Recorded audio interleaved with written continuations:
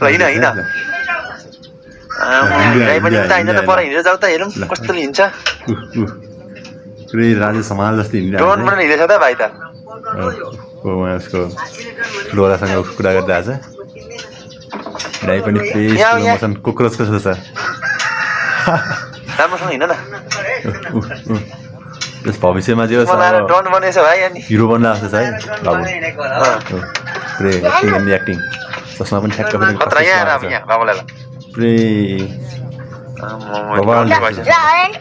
handshake गर्नु रे ल भाइसँग ह्यान्डसेक बाबा पनि बाबासँग ठुलोवालालाई नि ह्यान्डसेक गरेँ यसको स्टाइलै ठुलो यस्तो हुन्छ त क्युट छ